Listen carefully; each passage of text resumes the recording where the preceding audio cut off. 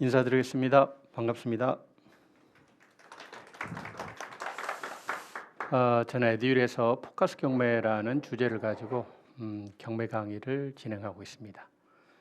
목요반 할 때도 있고 목토반 할 때도 있고 이번에는 처음으로 야간반을 좀 시도를 해볼까 합니다. 직장 생활 때문에 시간 내기 어려우신 분들을 위해서 야간에 한 3시간 정도 집중해서 경매 공부하는 시간을 가져보는 게 어떨까. 오늘은 많이 오시지도 않았는데 부담 없이 경매에 대해서 궁금한 것 또는 편견 또 오해 다양한 경매에 관한 어떤 생각이 있을 수 있습니다.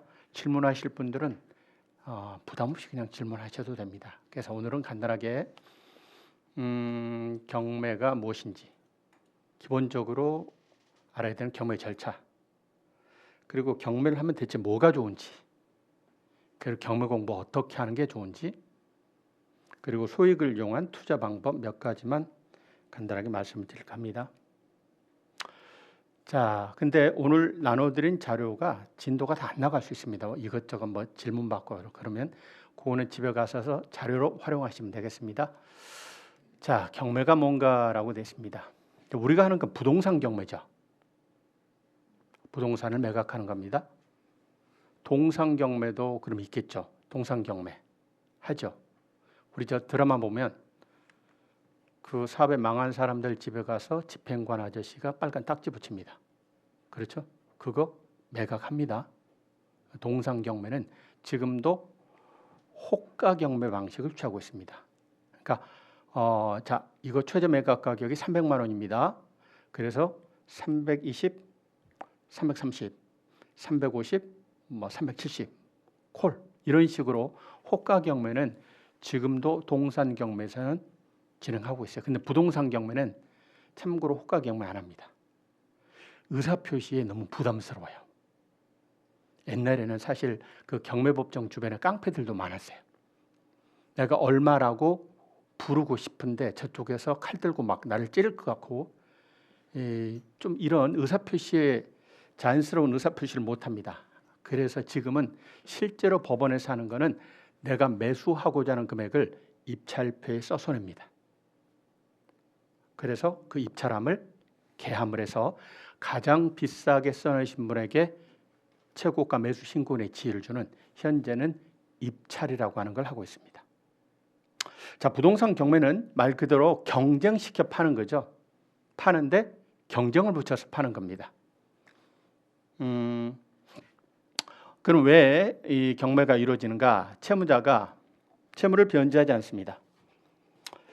자, 채무자가 돈을 빌려갔다고 해보도록 하겠습니다. 친구야 돈 좀 빌려줘. 1억만 빌려다오. 1억을 빌려줬나 봐요.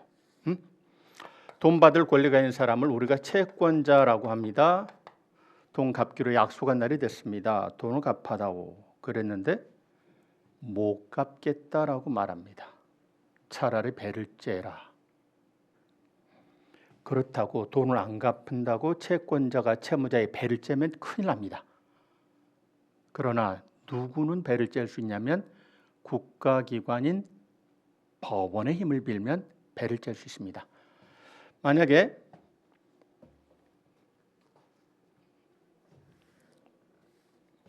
채권자 채무자를 바꿔보도록 하겠습니다.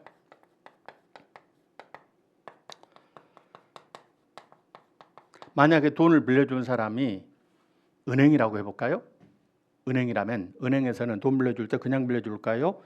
저당권을 설정할까요? 저당권을 설정하죠. 그래서 돈을 안 갚으면은요 바로 경매로 집어넣어도 됩니다. 왜냐하면 저당권의 내용이라는 게 언제까지 돈을 갚기로 한다. 콜. 그리고 이자는 얼마씩 주기로 한다. 콜. 만약에 3개월 이상 연체가 발생하면 담보로 잡힌 너 아파트를 경매로 집어넣어서 매각이 되면 그 매각된 대금으로부터 우리 은행이 우선 변제 받아가도 되겠습니까? 콜 하고 저당권을 설정한 거예요. 그러니 돈을 안 주면 그냥 바로 저당권이 가지고 있는 경매 신청권에 타잡아서 바로 경매를 집어넣어 버리면 됩니다.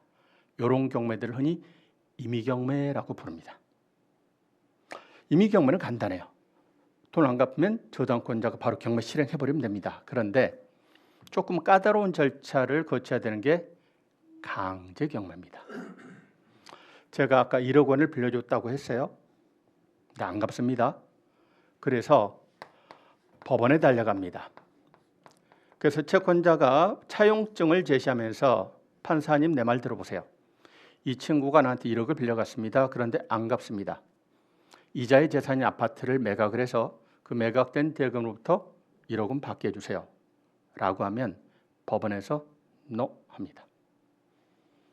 아니 차용증 있잖아요. 아니 현금 보관증 있다니까요. 그래도 NO 합니다. 그거는 당신의 일방의 주장일 뿐입니다. 이 차용증이 위조된 것일 수도 있고 강박에 의해서 작성된 것일 수도 있고 이미 다 변제가 끝날 수도 있고 또는 금액이 1,000만 원밖에 안 남았을 수도 있습니다. 당신 말이 맞다는 것을 확인받아 오시기 바랍니다. 이렇게 말해요. 그러면 채권자는 채무자를 대상으로 별개의 소송을 제기하게 됩니다. 대여금 1억 원 빌려준 거 돌려줘라. 대여금 반환 청구 소송이라는 걸 따로 하시대. 거기서 이긴 판결문 이런 거를 집행권원이라고 부릅니다. 그 집행권원에 기해서 행해지는 경매를 강제경매라고 합니다. 다시 담보물권이 있으면 바로 경매 신청하면 됩니다. 근데 담보물권이 없는 분은 법원의 판결문 같은 집행권원이라는 걸 확보하셔야 돼요. 그래, 얘가 얘한테 돈 빌려준 거 맞구만. 내가 보니까 얘 말이 맞아. 너 1억 원 갚아줘야 돼. 이런 판결문을 확보하셔야 돼요. 그래가지고 경매를 집어넣습니다. 이런 거를 강제 경매라고 합니다. 그럼 법원에서는 뭘 할까요? 압류를 하죠. 왜냐하면 채무자가 유일한 재산인 아파트를 홀라당 팔아먹어버리면 강제 집행할 재산이 없으면 아무 소용이 없잖아요. 그러니까 못 팔아먹게 경매 개시 결정 등기를 촉탁해서 경매 등기가 되면 그 다음서부터는 처분을 못하는 처분 금지 효력이 발생됩니다. 못 팔아먹게 재산을 묶어놓는 거예요. 팔아먹으면 그 전부 다 무효입니다. 자, 그리고 법원 경매에서는 이 부동산을 매각하기 위한 1년의 준비 작업을 거쳐서 이제 흔히 말하는 그 물건에 관심 있는 분들이 입찰을 하게 됩니다. 그래서 매수해서 환가한다고 표현합니다. 현금화를 하는 거예요. 부동산을 처분해서 그 매각 대금을 가지고 채권자들한테 배당을 해줍니다. 그래서 흔히 말하는 법원 경매는 크게 보면은 압류, 그리고 파는 환가, 그리고 배당이라는 절차로 나누어집니다. 근데 경매 그러면 쉽다고 생각하는 분도 있고 어렵다고 생각하는 분도 있는데 또 공부할 양이 어마어마하게 많다고 생각하는 분도 있고 별게 없다고 생각하는 분도 있어요. 다 맞는 이야기입니다. 자, 그런데 우리는 어디를 공부할 거냐면 채권자 입장, 채무자 입장, 법원 입장 아닙니다. 채권자 입장에서는 어떻게 하면 신속하게 그자의 재산을 경매로 집어넣어서 매각이 되면 배당받을까? 여기에 관심이 있어요. 또 채무자는 어떻게 하면 경매 절차를 지연, 저지, 연기시킬 것인가? 이런 데 관심이 있어요. 그리고 법원 경매계장은 어떻게 하면 무탈하게 경매 절차를 진행시킬 것인가? 여기에 관심이 있어요. 근데 이런 공부는 사실 투자자 입장에서 할 필요가 없는 공부예요. 근데 가서 보면 엉뚱한 공부 막 하고 있어. 법원 경매계장이 해야 되는 공부를 투자자가 하고 있다니까. 그건 전혀 의미 없는 공부예요. 그래서 어디에 포커스를 맞춰서 공부할 수밖에 없다. 입찰자 입장에서 필요한 공부만 하시면 돼요. 그러면 공부 양을 4분의 1로 줄일 수가 있어요. 법원 경매계장 책상 앞에 가서 보면 이따마나 두꺼운 실무책이 4권 있어요. 그거 우리가 공부할 거 아니에요. 우리는 투자자 입장에서 필요한 공부만 하시면 될 겁니다. 자, 그래서 경매가 뭔지 간단하게 개념을 설명을 드렸고 첫 번째 주제에서 제가 말씀드릴 거는 경매 공부를 좁히자. 조금만 하자. 많이 할 필요 없습니다. 그러면 경매는 어떤 장점이 있는가 봐봅시다. 사실 경매 최대 장점은 뭐예요? 싸다는 거 아닙니까? 일반 매매보다 훨씬 싸죠. 그럼 왜 싸요? 싼 이유는 첫째, 어렵다 생각합니다. 두 번째, 위험하다 생각합니다. 세 번째, 아이고, 명도에 너무 어렵다 이렇게 생각을 합니다. 그리고 또 재수 없다 이런 생각을 합니다. 근데 사실 이런 편견들이 우리들한테는 큰 도움이 됩니다. 왜냐하면 그런 이유로 경매시장에 참여를 잘 안 하니까. 그런데 지금은 많이 대중화가 된 상태입니다. 과거보다는. 자, 먼저 어렵다라고 그러는데 그 이제 경매 관련된 내용을 담고 있는 법을 민사집행법이라고 해요. 조문 엄청 많아요. 그거 다 할 거 아닙니다. 필요한 거는 한 30여 개 조문만 할 거예요. 입찰에서 필요한 내용만 공부하면 될 겁니다. 그러니까 양을 줄이셔야 돼요. 쓸데없는 공부는 법원 경매계장이 하는 일을 우리가 알 필요가 없다고요. 필요한 부분만 공부하시면 됩니다. 그래서 생각보다는 어렵지 않아요. 절차에 관한 거니까 이거는 무슨 깊은 사고와 뭐 심오한 철학을 요하는 게 아닙니다. 법이 정해진 절차대로 진행되는 거니까 그 절차만 알면 돼요. 그걸 알아야 공격과 방어가 가능해요. 기본 절차는 알아야 되겠죠. 자, 두 번째, 위험하다라고 많이 이야기합니다. 위험하다는데 경매 권리 분석 어려운 거 아니야? 어려워요. 5분이면 끝나요. 옛날에는 또 경매하는 분들이 뭔가 좀 있는 채 보이려고 경매 권리 분석은 어려워 뭐 이렇게 말했어요. 근데요, 실제로 특별한 권리관계가 복잡하게 얽힌 거 아니면 권리 분석과 관련된 법원 자료가 하나 있습니다. 그게 매각 물건 명세서라는 건데 이 물건은 이런 조건에서 처분할 겁니다. 그래서 등기부상의 권리 중에서 인수되는 권리는 뭐뭐가 있습니다. 라고 하는 것을 법원에서 제시하는 거예요.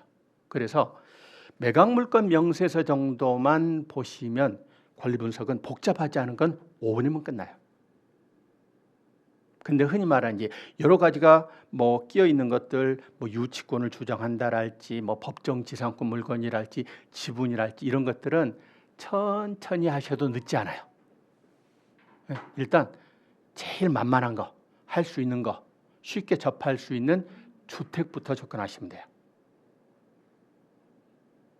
10년째 공부만 한다니까요. 그거 아무 소용 없어요. 쉽게 접할 수. 사실 아파트 같은 황금성이 뛰어난 물건은 경매나 매매나 큰 차이가 없어요. 그게 똑같아요. 그냥 싸면 낙찰받고 비싸면 안 들어가면 되는 거예요. 그리고 명도 때문에 엄청 애를 먹였어. 나 명도 스트레스 받아서 못하겠어. 이것도 마찬가지입니다. 경매 컨설팅 하시는 분들이 자기네들의 뭐랄까 지위를 좀 그리고 전문성을 강조하기 위해서 명도의 어려움을 어필합니다. 근데 지금은 굉장히 쉬워졌습니다. 왜냐하면 참고로 옛날에는 민사집행법 전에는 민사소송법이라는 법이 있어요. 그 민소법에 의해서 경매가 진행되는데 그때는 점유할 권리가 전혀 없는 임차인이에요. 이분도 낙찰자가 내보내려면 어떤 방법밖에 없었냐면 명도 소송밖에 없었어요. 그럼 명도 소송 가면 점유할 권리가 없는 분이에요. 명도 소송 가면 100대 0으로 이겨요. 점유할 권리가 없는 사람이 그 점유하면 안 되죠. 그러다 보니까 100대 0으로 이깁니다. 그런데 문제는 명도 소송과 하면 절차가 한 6개월 지연돼 버려요. 그러면은 어떻게? 낙찰받은 분은 명도 소송 가서 돈 들여서 소송 가서 내보내는 게 낫겠다. 그냥 이사비 정도 주고 내보내는 게 낫겠다.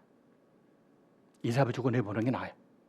이제 그게 민사소송법 시절에 명도 소송을 피하기 위해서 그냥 소액의 이사비를 주고 내보내는 게 관행처럼 된 거야. 근데 이제 법원에서는 경매 절차 개혁을 해야 되겠다. 그 중에 하나가 야, 이 명도 소송 이거 문제가 있다.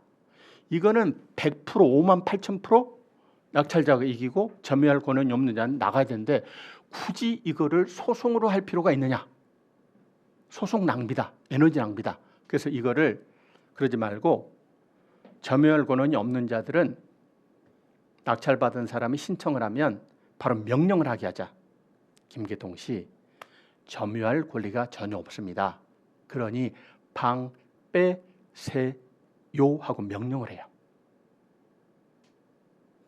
명령을 합니다. 낙찰받은 분이 인도명령 신청서를 작성해서 내면 판사가 그래 알았어 네 말이 맞구나. 김계동 씨 점유자인 임차인 누구 씨 방 빼세요. 그래서 간단하게 내보낼 수 있어요. 옛날처럼 그렇게 힘들지 않습니다. 그래서 실제로 경매 물건 중에 한 100에 95, 96 정도는 거의 명도 때문에 속 썩이지 않습니다. 명도에 대한 스트레스 내려놓으셔도 됩니다.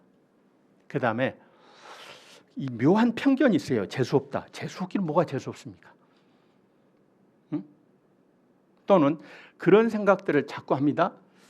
어떻게 하다 보니까 나 어떤 타인의 경제적 어떤 곤란한 궁핍한 상황을 이용해서 내가 돈 버는 거 아닌가.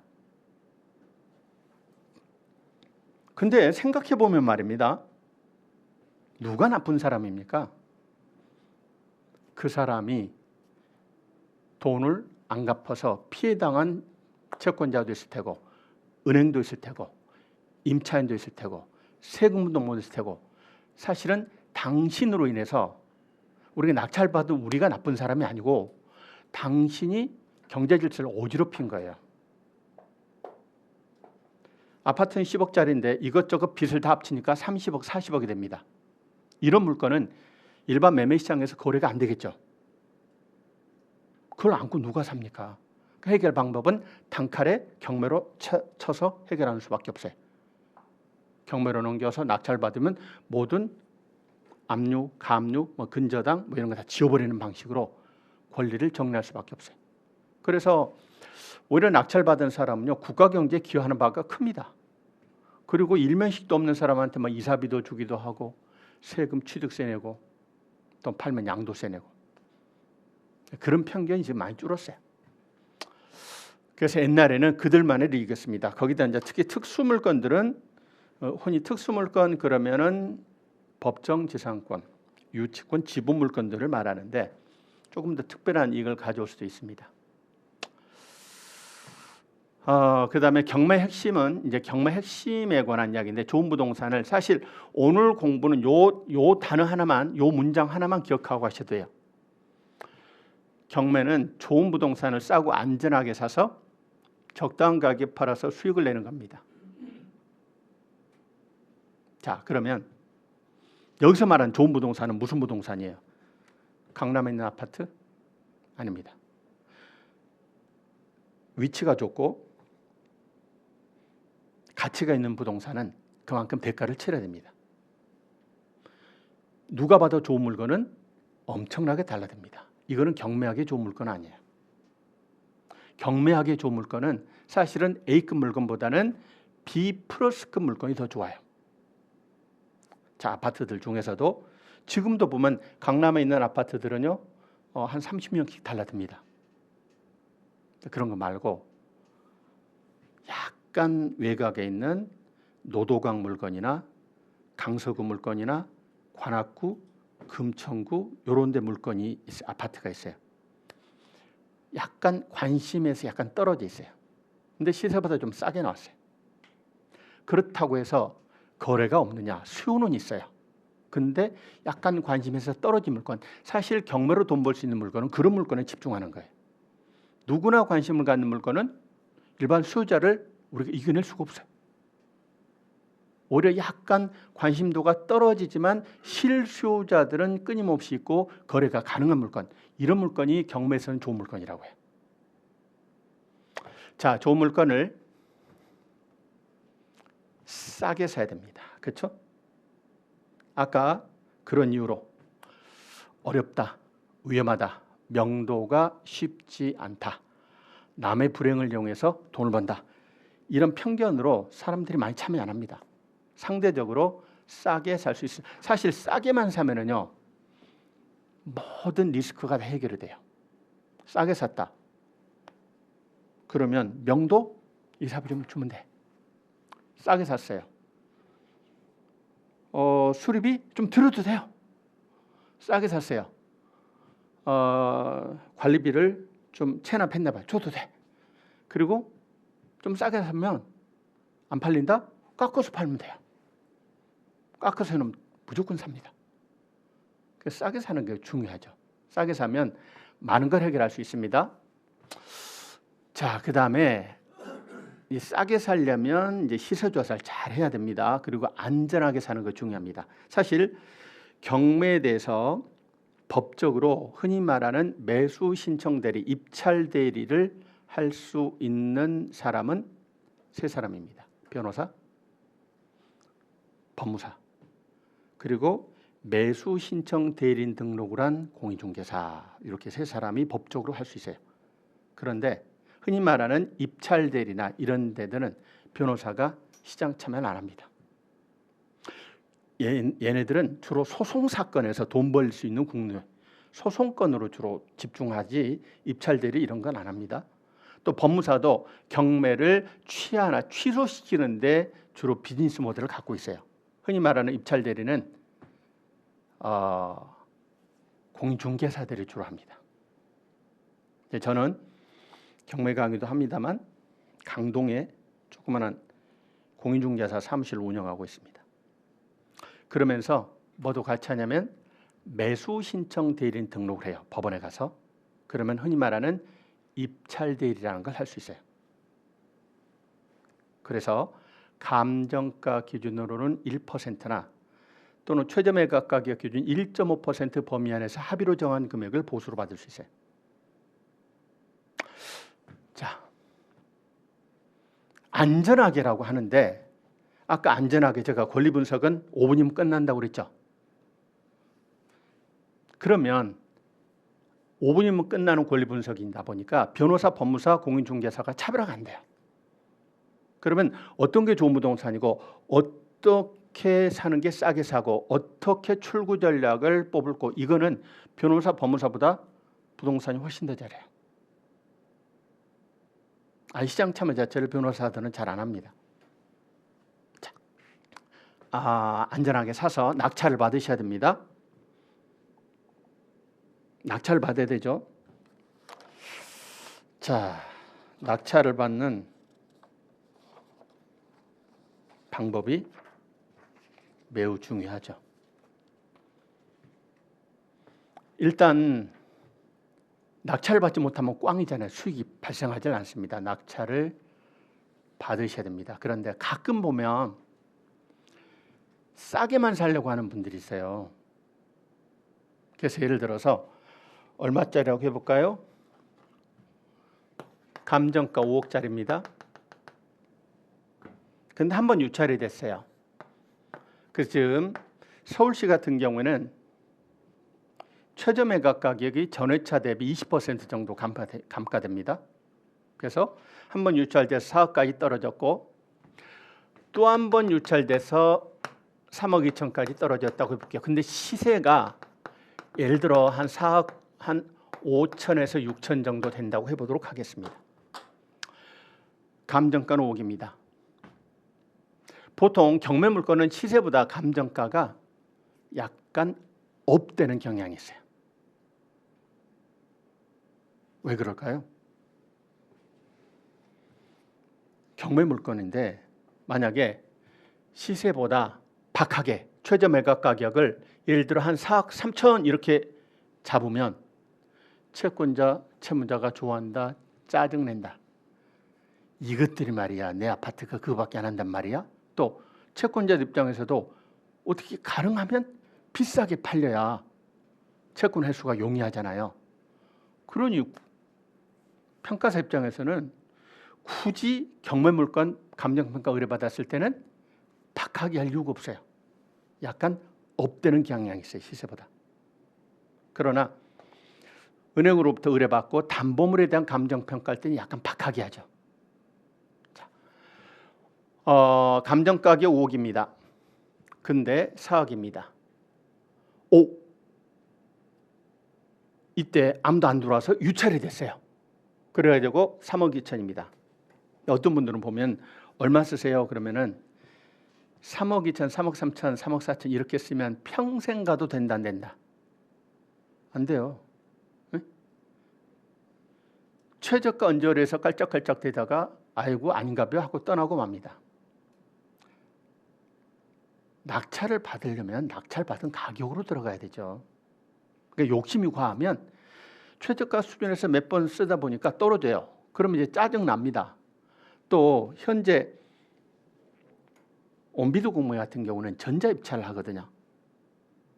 그러니까 안 내려가도 돼요. 사무실에서 입찰해도 돼요. 근데 아직까지 법원 경매는 현장 가서 법원 가서 써야 됩니다. 그러다 보니까 월차 한두 번 냈는데 떨어졌다. 짜증나서 눈치 보여서 또 뭐 입찰하러 가야 돼? 잘 안 하게 돼요. 그러다 경매판을 떠나게 됩니다. 간단하게 정리하면 시세 조사에 목숨을 거셔야 돼요. 시세. 그리고 거래가 잘 되는 물건이어야 되고요.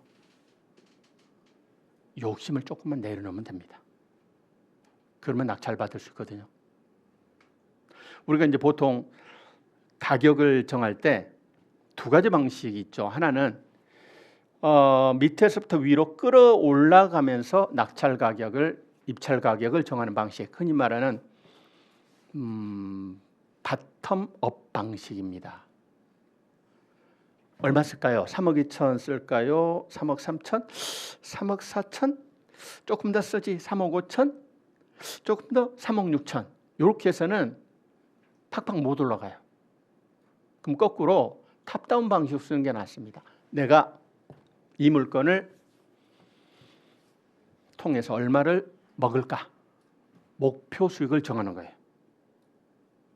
이 물건을 통해서 내가 1,000 뛰기 한다, 2,000 뛰기 한다, 뭐 한 3,000원 벌어야 되겠다. 아니면 수익률 기준으로 하면 한 7%는 내야 되겠다, 8%는 내야 되겠다. 거꾸로 내가 시세가 이만큼이니까 얼마에 들어가서 얼마에 팔면 얼마가 나오고 거기서 세금 내고 취득비용 빼면 내 손 얼마가 떨어질 것인가. 요렇게 접근해서 5억에서 또는 4억에서 내려가는 방식. 자, 시세가 이만큼이니까 나는 보통 우리가 10% 정도, 시세보다 10% 정도 싸게 사면 잘 산 거예요. 그러니까 4억 5천이 시세라 그러면은 10% 4,500 정도 더 싸게. 그러니까 사실 이 건은 요때 들어갔어야 돼요. 요때 들어갔으면 맛있게 먹을 수 있어요. 근데 만약에 이때 못 들어가면 요렇게까지 떨어지잖아요. 그러면은 한두 사람만 온다 또 벌떼처럼 달라든다. 벌떼처럼 달라들면 꼭 지르는 사람이 나와요. 이 가격을 훌쩍 넘어버려요. 그래서 이 판단을 잘 하셔야 됩니다. 이게 요번에 내가 단독으로 들어갈 물건인가 아니면은 유찰될 때까지 기다렸다가 여기서 조금 더 해서 한 3억 8, 9천에 들어갈 것인가. 요 판단을 잘 하셔야 돼요. 근데 단독으로 들어가는 건 굉장한 용기가 필요해요. 근데 단독 잘하는 사람들이 무조건 성공해요. 물론 혼자 들어가면 좀 뻘쭘하죠. 왜 나만? 아무도 안 들어왔는데 내가 뭐 잘못 본 거 아니야? 내가 놓친 거 있나? 이러기 쉬운데 충분한 분석을 하고 그렇게 어렵지 않은 물건이라면 단독에서 기회가 날 때가 많습니다. 그래서 자, 이거는 내가 3천만 원 먹기로 간다. 또 우리 수강생들 중에 한 분은 중요한 건 한 바퀴 돌리는 게 중요한 거예요. 경매 공부 10년 해봐야 말짱 꽝입니다. 한 번만 낙찰받으면 책에 써져 있는 경매 절차가 무슨 의미라는 것을 다 알게 돼요. 그래서 입찰하고 최고가 매수 신고이 되고 또 일주일 기다렸다가 허가 결정이 확정이 되고 또 즉시 항고가 없고 그리고 대금 납부해라는 통지서가 날라오고 돈 내고 그리고 소유권 이전 등기하고 그리고 뭐 취득세도 내고 그랬다가 다시 되팔고 그걸 수익 실현하고 이런 일련의 과정 한 번만 돌면 쉽게 접근할 수 있어요. 그렇게 해서 그분은 전 기수, 그러니까 지금 토요일 반 말고 목요일 반 기수는 낙찰받은 사람이 아파트 3건, 토지 지분 하나, 유치권 물건 하나 5개를 낙찰받았더라고요. 5건. 근데 나는 이번 강의를 통해서 그냥 경험을 삼자. 1,000만 원만 벌면 된다. 그러니까 천띠기로 들어가는 거예요. 천띠기로 들어가서 성공하면 그 다음서부터는 훨씬 절차 자체가 쉬워지니까 시키지 않아도 돈의 맛을 알아서 열심히 물건을 검색해요. 복잡하지 않은 거 쉬운 것 접근하면 됩니다. 그래서 한 번의 성공 경험이 경매에서는 다른 것도 마찬가지입니다만 무엇보다도 중요해요. 자,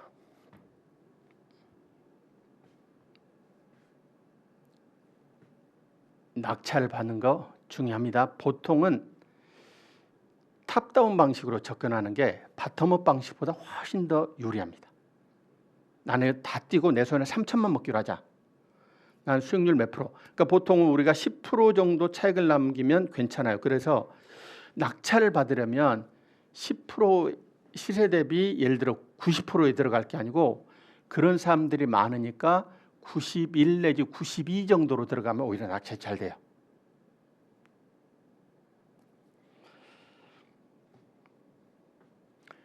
요렇게까지 떨어지면은요 오히려 잘 안 갑니다. 벌떼처럼 몰리니까. 네.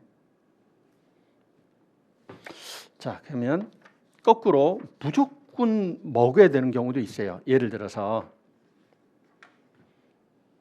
이거는 무조건 낙찰 받아야 되는 경우. 지금 연결이 왔다 갔다 하니 불편해. 그냥 말로 할게요. 제가 옛날에 감정평가 금액 2,500만 원짜리 임야가 경매로 나왔어요. 그런데 얘가 나름 복잡해요. 임야인데 임야 전체가 아니고 지분이에요. 그리고 청구 금액도 그렇게 크지 않아요. 한 700만 원 정도. 그리고 분묘가 있어요. 분묘가 한 8기, 9기 정도가 있습니다.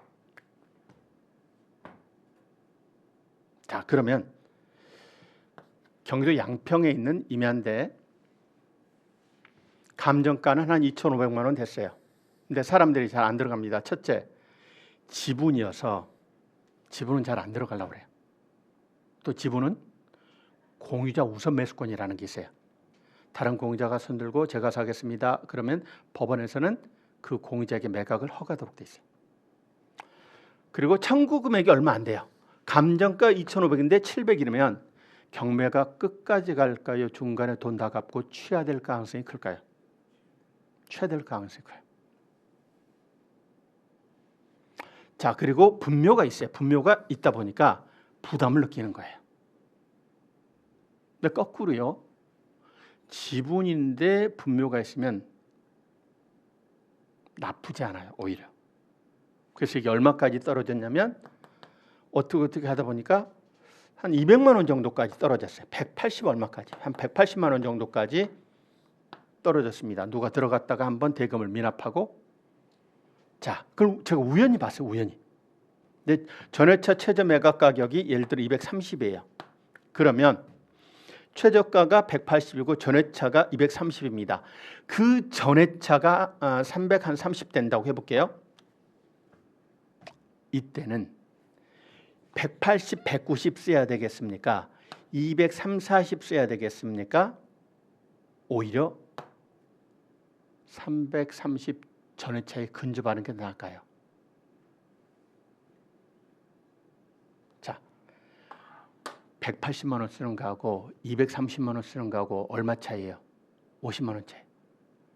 근데 50만 원 적게 써서 재수가 좋게 낙찰 받았어요. 그러면 어마어마한 떼돈을 벌고, 네? 그런가요? 여기서 50만 원 차이는 사실상 별 의미가 있다 없다? 없다. 떨어지면 제로예요. 수익 제로. 그런데 되기만 하면 이거는 최소한 500 이상 수익을 낼 수 있는 물건이다. 그럼 되는 게 중요해요. 되는 게 중요하면 180, 190에 써야 된다. 230, 40을 써야 된다. 과감하게 330 근처로 갔습니다. 이렇게 쓰면 해봐야 얼마 차이인가요? 한 100만 원 차이예요. 그러나 낙찰이 되면 수익은 훨씬 더 크거든요. 이럴 때는 금액을 쓸 때 확실하게 쓰는 게 좋아요. 10만 원, 20만 원 더 쓰고 덜 쓰고 이런 문제가 아닙니다. 그래서 이제 낙찰 받아서 이제 뭐라고 할까요? 제가 그때 338만 원인가 뭐 낙찰 받은 기억인데, 낙찰 받아갖고 이제 뭐라고 해요? 다른 공유자들한테 취하가 안 됐고요. 공유자 우선 매매 신고가 안 들어왔어요. 그래서 다른 공유자한테 뭐라고 해요? 지분을 사시오. 지분을 사시오. 근데 안 산대요. 그러면 고민한다. 바로 소장을 날린다. 바로 소장을 날려요. 소송은 누가 해요? 내가 해요, 내가. 사실 이 법정지상권이나 또는 뭐 지분이나 뭐 유치권이나 이런 걸 하려면 소송을 좀 알아야 됩니다. 그런데 이거를 법무사나 변호사한테 맡기면 남는 게 없어요. 그러면 나홀로 소송을 해야 돼요. 지금은 진짜 좋아진 게 전자소송이라는 사이트가 있습니다. 전자소송 사이트에 등록을 하면 쉽게 소송할 수 있습니다. 남자보다 여자가 더 잘합니다. 왜요? 그 인터넷에서 물건 잘 사신 분들이 이거 클릭 잘하니까 해라는 대로 클릭만 하면 바로 소송할 수 있어요.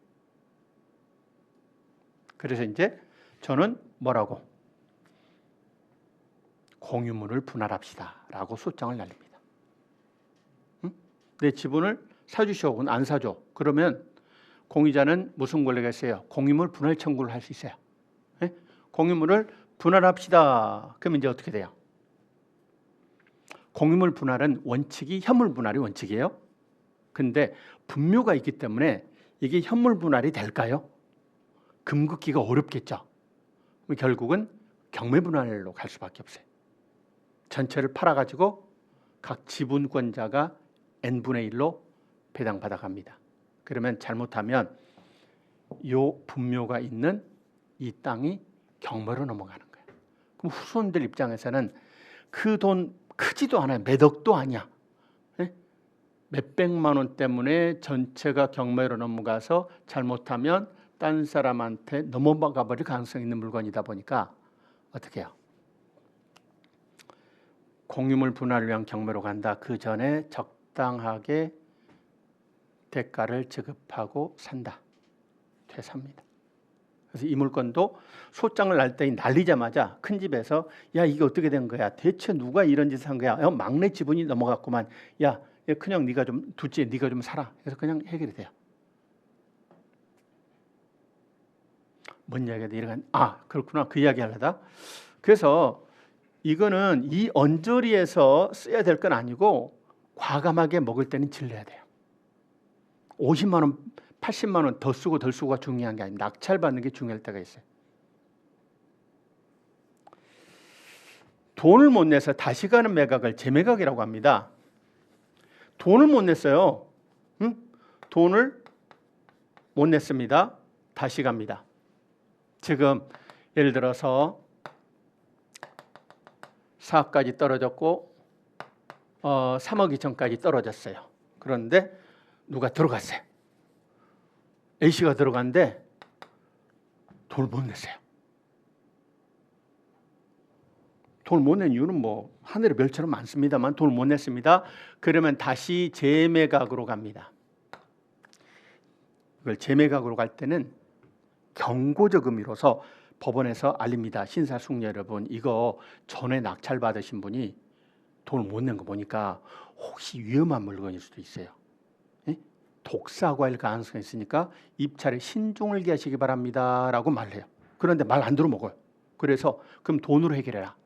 그래서 재매각 사건은 보증금이 최저 매각 가격의 10분의 1이 아니고 10분의 2나 10분의 3으로 올리는 경우가 있어요. 그러니까 입찰에 신중을 기하라는 이야기. 잘못하면 예를 들어 최저 매각 가격이 1억이다. 그럼 원래는 1,000만 원의 보증만 준비하면 되는데 3천을 준비해라. 만약에 잘못 먹으면 3천 날리는 거예요. 재매각 물건입니다. 아이고야, 돈을 못 내서 다시 나왔어요. 그러면은 우리가 긴장합니다. 재매각 물건은 그래서 사람들이 많이 안 붙어요. 근데 잘 보셔야 돼요. 만약에 A가 낙찰 받았을 때 입찰 참가자가 A 혼자예요. 혼자. 아무도 안 들어가고 혼자 들어가서 낙찰 받았는데 재매각을 했다. 그러면은 물건에 문제가 있을 수가 있어요. A가 놓친 게 있는 거야. 큰 흠이 있는데 그걸 못 본 거야. 그런데 그게 아니고 A가 입찰할 때 7명 입찰했어요. 그중에 A가 1등을 먹었어요. 근데 돈을 못 냈대요. 그래서 다시 나왔어요. 그럼 이거는 물건 자체에 흠이 있을까요? 7명이 다 바보들일까요? 7명이 전부 다 권리 분석을 잘못했을까요? 물건의 흠을 못 봤을까요? 그건 아닐 거예요. 그렇죠? 그렇다면 이거는 물건의 문제라기보다는 낙찰자의 문제일 가능성이 많아요. 그렇다면 이런 물건들은 무조건 피해야 된다. 입찰자가 여럿이었고 그중에 낙찰받은 사람이 돈 못 내서 다시 왔으면 이런 물건은 아예 피한다. 이런 물건은 적극적으로 입찰할 필요가 있다. 근데 혼자 들어가서 아이구야 돈을 못 냈다. 이거는 이 사람이 실수할 가능성이 커. 물건 자체 흠이 있을 가능성이 커요. 또는 매각 기일날 양반이 1등을 먹었어요. 이로부터 1주 이내에 매각 허가와 불허가를 결정지는 매각 결정기일이 잡힙니다. 근데 이날 불허가를 냈어요. 법원에서 불허가를 냈습니다. 그랬다가 이제 다시 불허가 내가지고 다시 이제 매각기일이 잡힌 거예요. 이때는 감가 안 합니다. 자, 이때도 마찬가지입니다. 아이고야, 지난번에 K가 먹었는데 매각 결정기일 날 법원에서 불허가 났대. 그랬다가 다시 날 잡아서 경매로 나오는 물건입니다. 이것도 마찬가지입니다. 그러면 저희가 이제 낙찰받고 나면 어떤 권리가 생기냐면 법원 경매 기록을 열람복사할 수 있는 권리가 생겨요. 그러면 과연 이 사람이 열람복사 신청을 했는가? 그리고 이 사람이 열람복사 신청을 하고 불허가 신청서를 제출했는가? 그렇게 해서 불허가 결정이 난 거라면 뭔가 흠이 있는 거예요. 다시 낙찰받은 이 사람이 법원 기록을 열람복사를 했고 불허가 신청서를 제출했고 그리고 불허가가 났다. 그럼 뭔가 흠이 있는 물건일 가능성이 있으니까 이런 건 조심해야 돼요. 그런데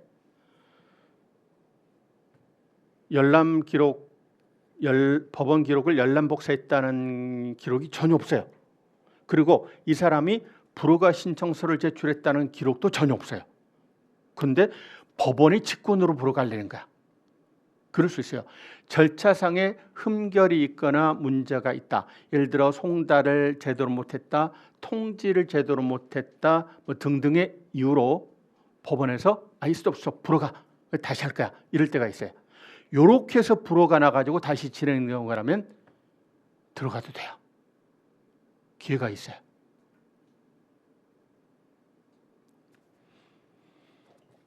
이제 낙찰받기 위한 여러 가지 이제 가격과 노하우에 관한 이야기들입니다. 뭐 기타 등등등. 어쨌든 이제 결론만 낙찰 받아서 적당한 가격에 팔아야 됩니다. 여기서 적당한 가격은 얼마를 말해요? 무릎에 사서 어깨에 판다? 그건 하느님이 그렇죠. 네? 알 수가 없어. 적당한 가격. 사는 사람도 뭔가 이익이 있어야 되니까 시세대로 팔기는 의외로 시간이 걸려요. 시세보다 약간 내려야 금방 팔리니까. 그래서 그냥 소소하게 무릎에 사서 배 팔던가, 배에 사서 가슴에 팔던가, 가슴에 사서 어깨에 팔던가. 너무 크게 욕심내지 않으시면 됩니다. 자, 그래서 사가지고 팔아야 됩니다. 결국은 판다는 말은 거꾸로 말하면 출구 전략이 분명해야 돼요. 그래서 우리가 이거는 어떻게 할까? 단기 전매. 이거 어떻게 할까? 2년 보유 판매할 거야. 이거 어떻게 할까? 이건 바짝 길게 잡고 한 5년 갖고 가자. 이거는 가치 투자 물건이다. 길게 가자. 또는 이거는 바로 임대 줄 거야. 또는 임대를 주는데 반전세를 줄 거야. 또는 이거는 월세를 줄 거야. 야, 이거는 위치가 끝내주니까 연물가는 임대는 임대인데 단기 임대로 가자. 수익을 훨씬 높일 수 있다. 이거는 외국인 대상으로 에어비앤비 올려가지고 장사하는 게 낫겠다. 이거는 철거하는 게 낫겠다. 철거해서 나대주로 파는 게 낫겠다. 또는 철거해서 신축하는 게 낫겠다. 리모델링해서 임대하는 게 낫겠다. 또는 이거는 재개발 사업구역 안에 있는 거니까 입주권 보고 일단 기다리자. 썩은 빌라 사가지고 좀 기다리자. 그렇게 접근할 수 있고, 이거는 국가로부터 수용당할 가능성이 크니까 수용보상금을 노리고 투자하자. 그러니까 출구 전략이 분명히 있어야 돼. 모양새가 우습게 생긴 토지가 있는데 모양새가 뭐 먹던만 고구마처럼 생겨서 엄청 싸게 낙찰 받았습니다. 이거 낙찰 받아서 어디다 쓰려고? 네?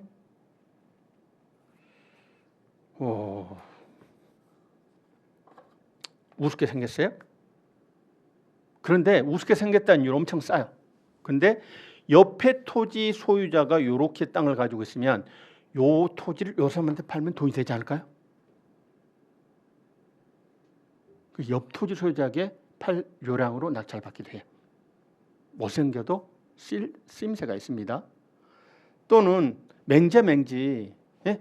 이 토지가 맹지예요.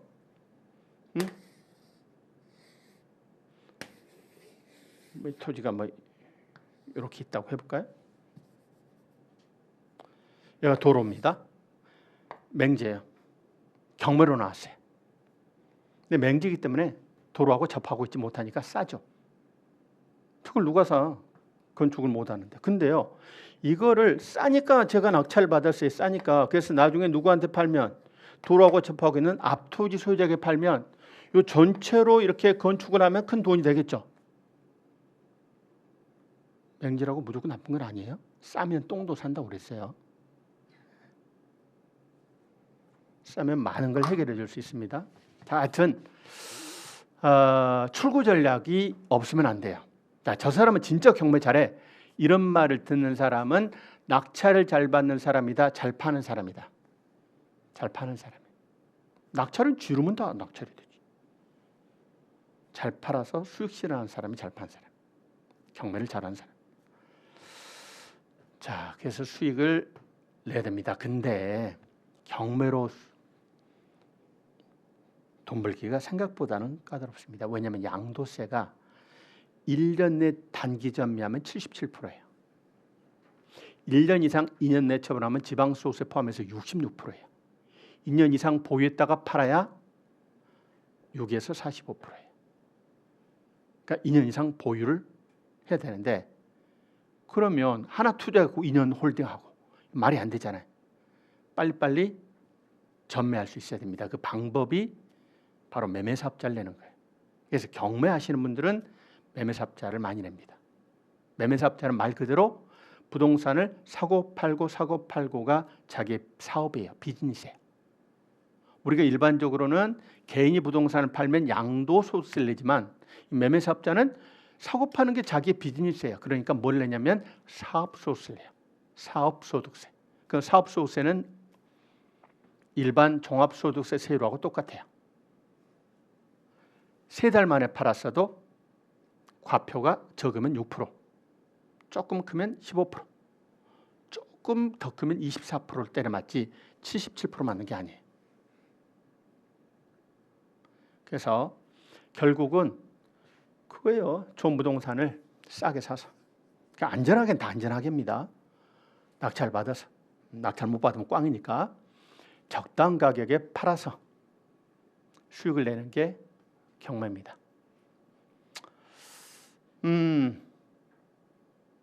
사실 직장인들은 그런 딜레마가 좀 있습니다. 저도 옛날에 직장 생활을 해봤지만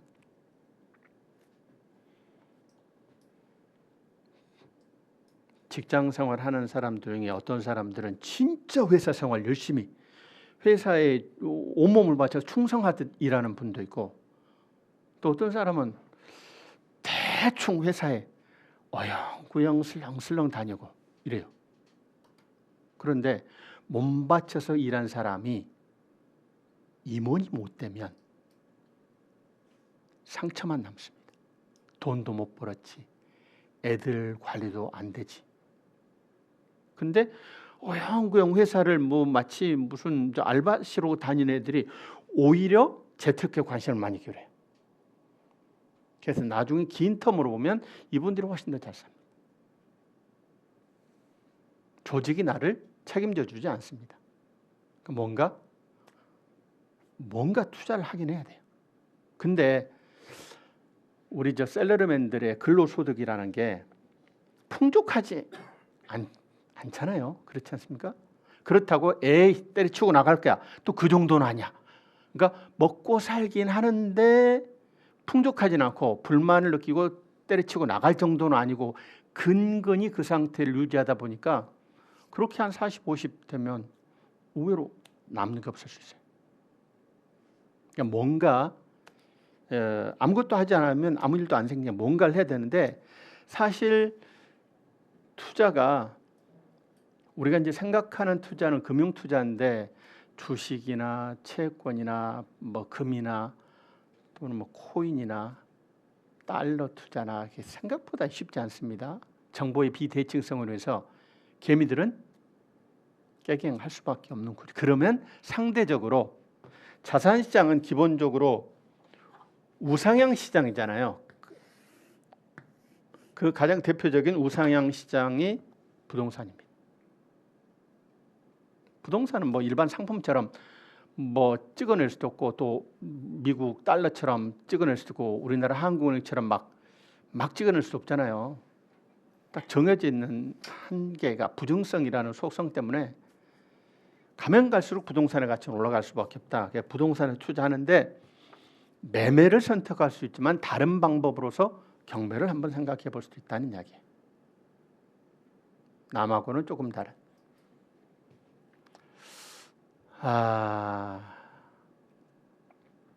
경매도 지금 하는 게 낫다.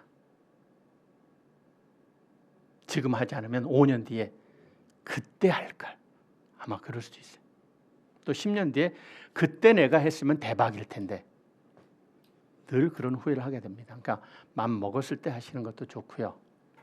특히 지금 경기가 불황입니다. 부동산 경기도 불황이고 일반 경기도 불황입니다. 그래서 수입이 충분하면 이자 감당이 될 텐데 일반 경기도 불황이다 보니까 수익이 충분하지 않고 그리고 이자가 엄청 지금 조금 내리려고 그러는데 이자는 높고 연체되고 근데 한때 영끌에서 부동산 사신 분들 또 그거 아니더라도 자영업자들 물건들 경매로 엄청 나오죠. 11년 만에 최고로 많이 나왔어요. 경매 물건이. 재작년보다 한 4배 정도 서울 아파트는 더 많이 나왔습니다. 그러니까 기회는 기회인 것 같아요. 기회는 기회인 것 같습니다. 그러면 하면 돈을 버느냐? 근데 이것도요 일종의 노가다입니다.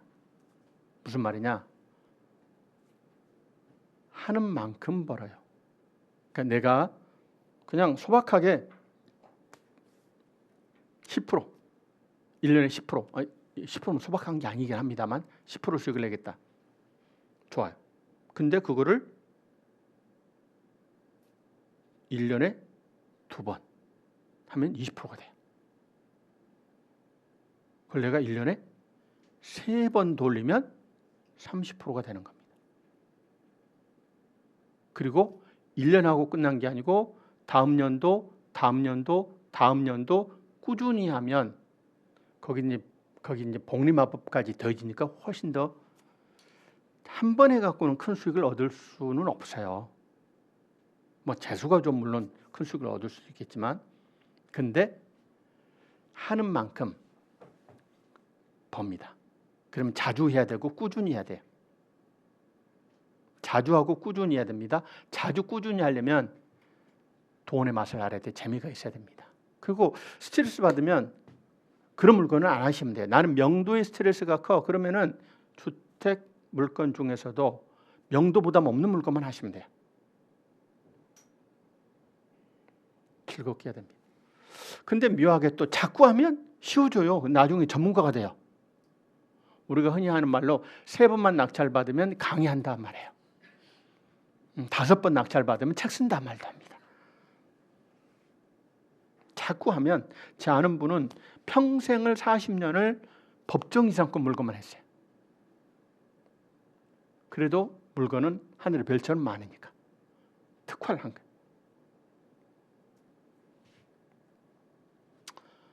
예, 생각보다 많이 걸렸네요. 좀 5분만 쉬었다 할까요? 네, 5분만 쉬었다 하겠습니다.